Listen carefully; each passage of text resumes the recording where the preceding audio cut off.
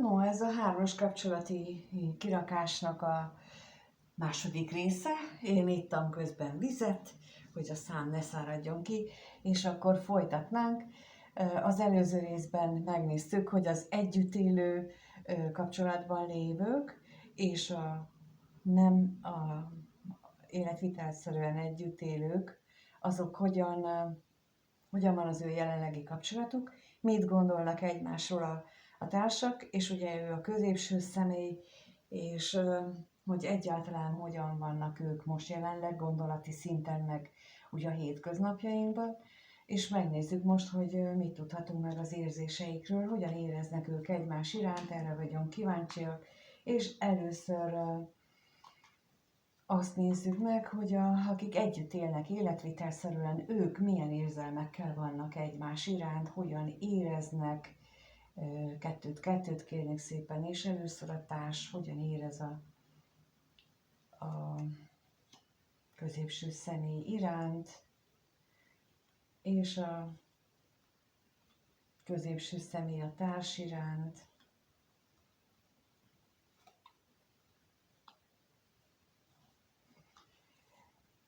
No, hát itt láthatóan a társ az szomorú. Szomorú azért lehet, mert a középső személynek van harmadik kapcsolata, vagy valami más is lehet itt a háttérben, de valamilyen félelmek is gyötörhetik, de mindjárt megnézzük, hogy miért ez a szomorúság. Erre is kérnék szépen a szomorúságra, hogy miért van itt benne ezek a fájdalmas érzések, mi miatt vannak, és a féltékenységre is kérek.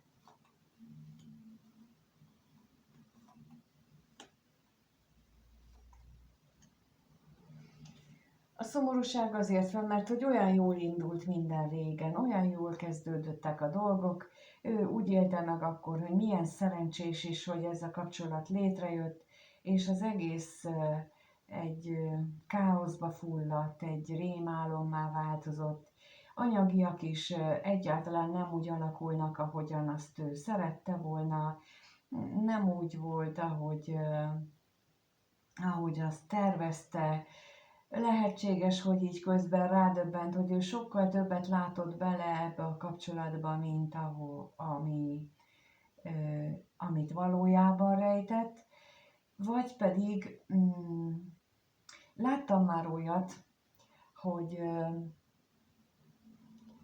hogy amíg külön vannak emberek, addig nagyon is jól működik az életük.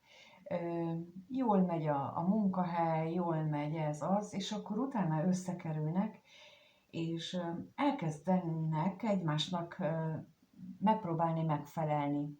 És ezt olyan szinten csinálják, hogy teljesen feladják magukat, és innentől kezdve nem működik a munka, nem működnek a pénzügyek, és az nem ennyire nyilvánvaló egyik napról a másikra történik, hanem hetek, hónapok, évek alatt, amíg odáig jutnak, hogy csak azt veszik észre, hogy semmi nem jó, semmi nem működik. De ennek mindegyiknek az az oka, hogy feladták önmagukat. Mert a másiknak akartak megfelelni. Mert a másikat tartották elsőrendűnek, és ezért szokták nagyon gyakran ezt elmondani, hogy minden párkapcsolat csak akkor tud működni, hogyha két egész ember kapcsolódik egymáshoz, és nem két fél, aki egymástól várja, hogy majd ő kiegészíti őt. Ez úgy nem fog kiegészülni, hanem lerombolják egymást, mert nem tudnak más csinálni. Nagyon ritkán van az, hogy valaki ki tudja egészíteni a másik felét, és még ő maga is önmaga tud maradni. Ahhoz nagy lelki erőre van szükség, hát ezzel meg többnyire nem nagyon rendelkezünk, bármennyire is úgy gondoljuk, mert nem. Tehát, hogyha nem működik, volt már egy nem működő párkapcsolatunk, akkor biztos, hogy nincsen meg a kellő lelki erőnk, és azon biztosan dolgozni kellene. És itt ezt érzem, ezt a fajta sajnálkozást, hogy pedig olyan ígéretes volt, pedig annyi lehetőség volt benne, de nem. és lehet, hogy csak így ilyenem úszott el az egész, hogy ők egymásnak akartak megfelelni, vagy mind a ketten, vagy csak egyik, és innentől kezdve kibillent az, ami jó volt akkor, amikor összejöttek, és ezek azok a kapcsolatok, ami például elképzelhető, hogy gyógyítható lenne, hogyha ezt így őszintén szembenéznének önmagukkal. Na most erre is nagyon nehezen vagyunk hajlandók, hogy ilyen mélyen szembenézzünk önmagunkkal, és elismerjük azt, hogy bizony én itt állandóan meg akartam felelni, és a másik is. Ehelyett azt szoktuk mondani, hogy én meg akartam felelni, ő meg csak úgy heréskedett, ő meg csak úgy élte a világát. És ez biztosan nem visz előbbre, hanem az is, hogyha elismerik, hogy a másik is valami más csinált, mint amit ő tervezett. No, és akkor megnézzük a középső személy, hogyan érez a társa iránt. Hát itt láthatóan szeretné ő az ígéreteit megváltoztatni. Na, megnézzük, hogy mi ez a levél itt.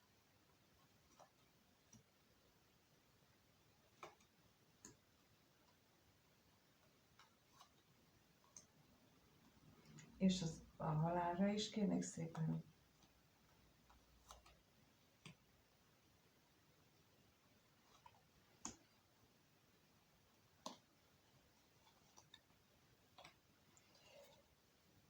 Én nekem olyan, mint hogyha nagyjából, amit az előbb elmondtam, hogy olyan, hogy ő valami hasonlóra ráeszmélt, hogy ők egymást figyelték, egymást figyelik most is, de ez őt teljesen elmagányosítja, belebetegszik abba, hogy ez miért nem működik, és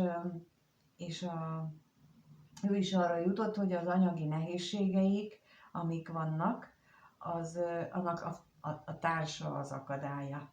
És akkor itt már ő például már el is kezd hasonlóan a társhoz, elkezd vádaskodni a másikon. Valójában mind a ketten ugyanazt csinálták, mind a ketten ugyanúgy hibáztak, de ezt még, mivel szerintem menet közben sem beszéltek, most sem tudnak beszélni erről, csak az érzéseikben már teljesen bezárkóztak és elzárkóztak egymástól, és próbálják az okokat megkeresni, de nem magukban, hanem a külvilágban. Márpedig ameddig a külvilágban keressük a problémáink okát, addig mi gyermeki módon gondolkodunk. A felelősségvállalás ezt jelenti, hogy nem a másikban keresem a hibát, hanem magamban. Addig, ameddig nem így történik, addig gyermekek vagyunk. Addig a szülőt okoljuk, addig a világot okoljuk, addig a tanítónénit okoljuk, a szomszédbácsit nénit okoljuk. Ugyanezek a sémák vannak felnőtt korban is, mindegy, hogy az ember 60, 70 vagy 80 éves, amíg más a hibás az én dolgaimért, addig én nem nőttem fel lelkileg. És itt ez a lényeg, és ezt próbálom elmondani gyakran, hogy az anyagi világban a felnőtté válás az azt jelenti, vagy a felelősségvállalás az azt jelenti, hogy dolgozom és eltartom magamat, vagy a családomat, de a lélek szintjén ez egyáltalán nem számít. A lélek szintjén a felnőtté válás azt jelenti, hogy én azon dolgozom, hogy minél hamarabb a teremtőhöz visszataláljak, ahonnan ő engem elküldött erre a fejlődési útra, és az a cél, hogy én fejlődjek, ahhoz viszont nekem magamban kell keresnem azokat a dolgokat, ami nem működik, ami nem jó, és ha ezt így nem keresem, akkor bizony a sötét oldal nagyon hamar megtalálja az utat hozzám. Ugye mindenki tudja, hogy létezik a sötét erő, és azok bizony nagyon csábítóak tudnak lenni, és most ez lenne a feladat. De itt is, és ez nyilvánul meg, hogy mivel nincsen beszélgetés, nincsen a két fél között valódi kapcsolódás, csak ez a látszatkapcsolódás, ezért ők nem tudják megoldani ezt. valaha pedig úgy érzem, hogy érzelmileg közel álltak egymáshoz, vagy legalábbis láttak fantáziát egymásban, de nem tudták megvalósítani. Na most megnézzük, hogy a másik kapcsolatban a harmadik személy és a középső személy között milyen érzelmek vannak. Kettőt kérnék szépen, és itt először a középső személy, hogy hogyan érez a harmadik fél iránt. Erre vagyok kíváncsi, hogyan érez a harmadik fél iránt. És a harmadik személy a középső személy iránt.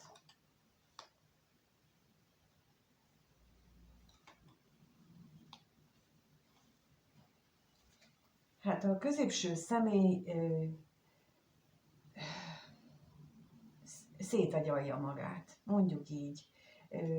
Állandóan azon gondolkodik, hogy mi van itt, mint ahogy az korábban már mondtam, hogy nem mer érezni, és azt hiszi, hogy fejjel mindent meg lehet oldani. Ha megnézzük akkor itt a hamisságot.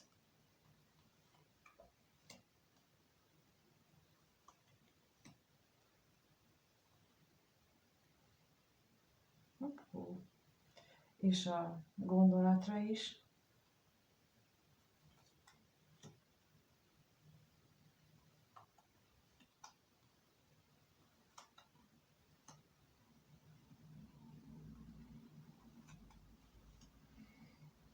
Elvesztegetett lehetőségek a múltban, lehetőség lett volna a nagy változásra, a nagy váltásra, és elvesztegetettnek éli meg az egészet, hatalmas magányosságot, már nagyon-nagyon régóta,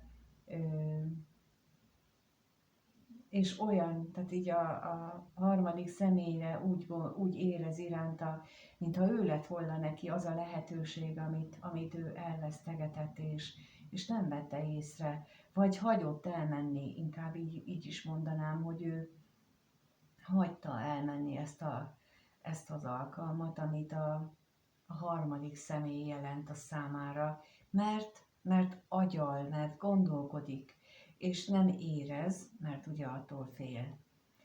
A harmadik személy pedig úgy érzi, hogy a középső személy azért nagyon értékes, és olyan, mintha ő egyre értékesebbnek látná. Meg is nézzük, hogy miért, úgyhogy az utazásra kérnék szépen.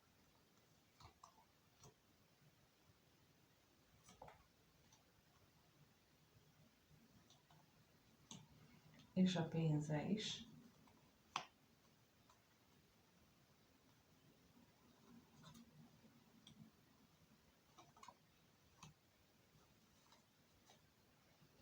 Talán azért is látja őt értékesnek, mert ő olyan, mintha látná a középső személynek a lelkét, vagy belelátna a lelkébe.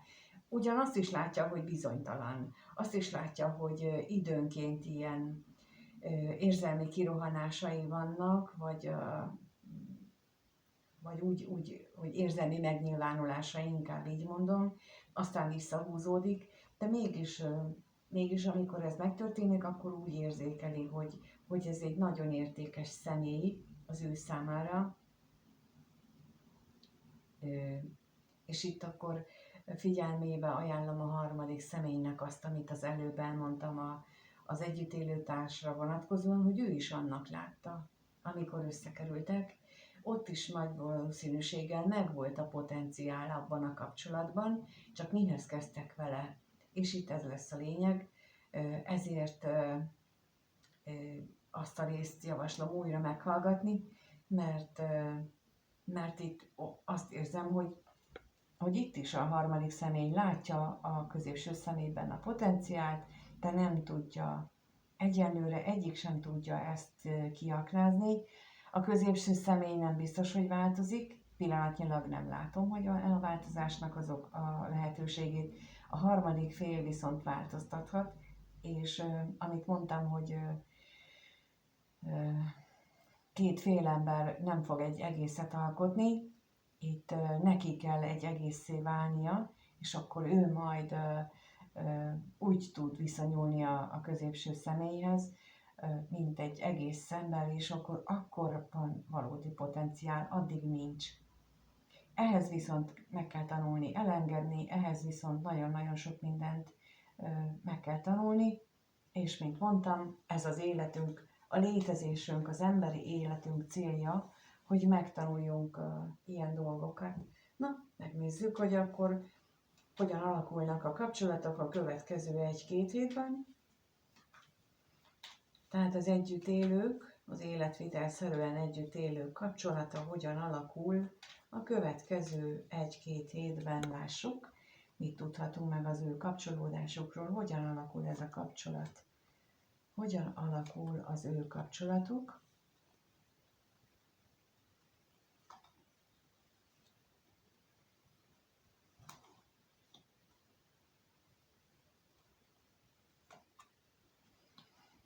Az eltávolodás jellemzi továbbra is ezt az egészet. A kommunikáció sem működik, és kiüresedés, eltávolodás. Nézzük a tolvajt itt még.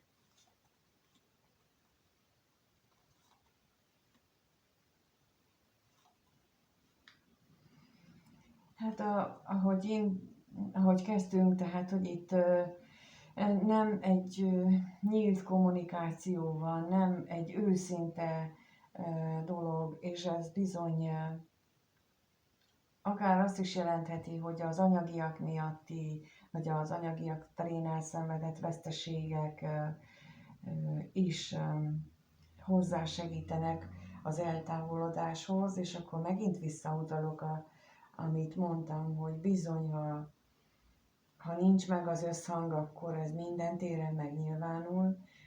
A katonatisztre kérnék szépen.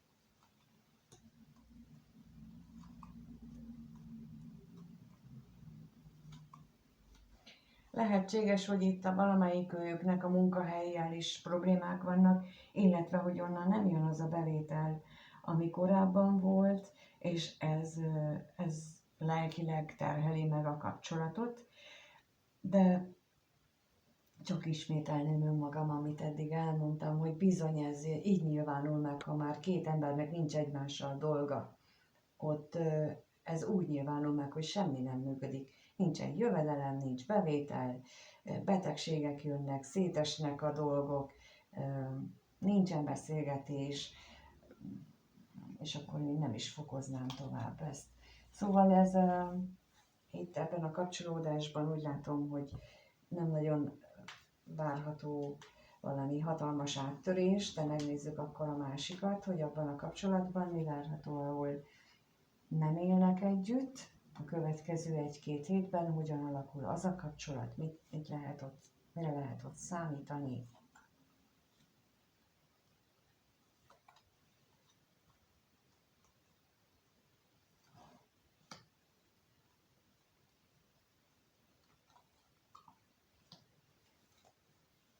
Itt megmaradnak a remények, az újrakezdésre vonatkozó remények. Én úgy látom, hogy mindkét fél részéről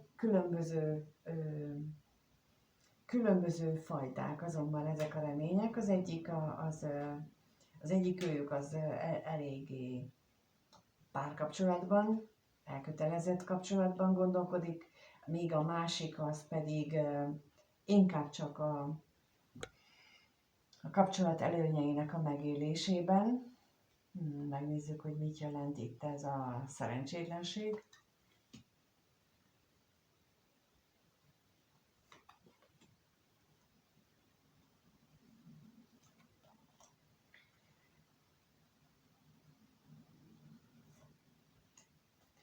Hát ő igazából, amit otthon nem kap meg, mondjuk annak a kompenzálását szeretné itt megkapni.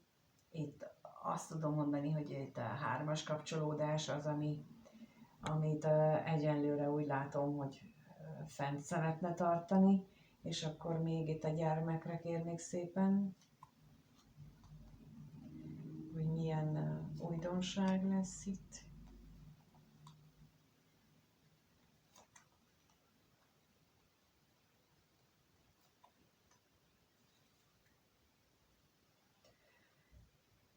Itt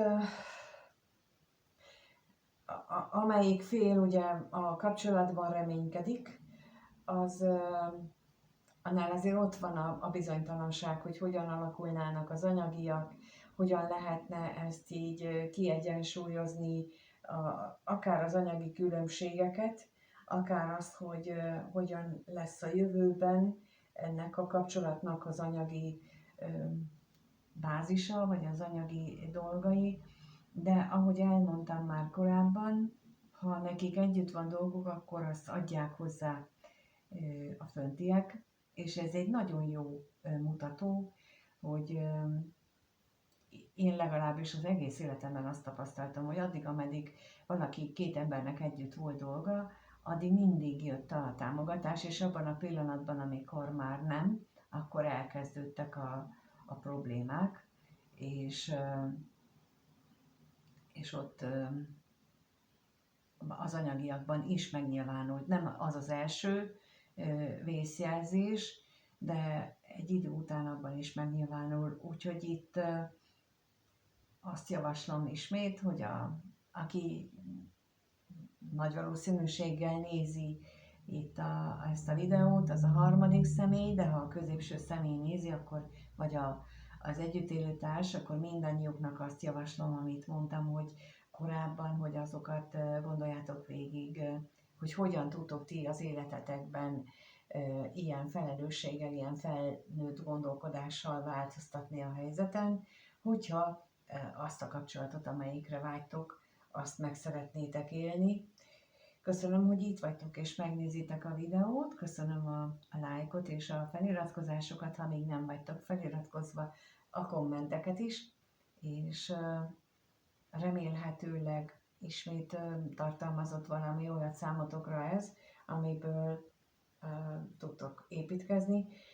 Reményeim szerint ez lelkileg is segít, mármint átgondolni azt, hogy nem csak azért vagyunk ezen a világon, hogy együnk, ígyunk és jól bulizzunk, bár nagyon sokan ezt mondják, de ez én határozott véleményem az, hogy az csak a sötét oldalnak ha malmára hajtja a vizet, a teremtő nem ezért küldött bennünket, nem azt mondja, hogy nem támogatja, de nem ez az elsődleges célunk, hanem az, hogy fejlődjünk lelkileg, és a többi az már járulék. Mint ahogy mondtam, hogy ameddig azt csináljuk, ami el van tervezve életutunkon, addig anyagiakban is támogatva vagyunk, és miután már nem, akkor vagy ha eltévedünk, és más irányba megyünk, akkor viszont az előbb-utóbb megnyilvánul az anyagiakban is, és én erre helyezném a hangsúlyt mindig a kivetéseimben, és remélem, hogy elér mindenkihez, akihez el kell érnie ennek az üzenetnek. Köszönöm még egyszer, és mindenkinek minden jót kívánok. Sziasztok!